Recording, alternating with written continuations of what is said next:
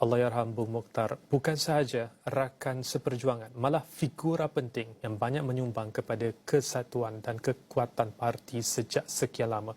Timbalan Perdana Menteri merangkap pengerusi Barisan Nasional BN Datuk Seri Ahmad Zahid Hamidi menyifatkan kesetiaan Allahyarham ketika UMNO kehilangan kuasa wajar diteladani generasi pelapis parti. Benar, pada tahun 2018 beliau adalah tiga daripada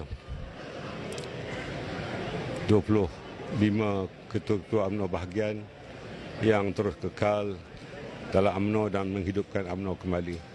Dan beliau adalah merupakan pemacu kepada kebangkitan semula UMNO di negeri Sabah dan juga Barisan Nasional.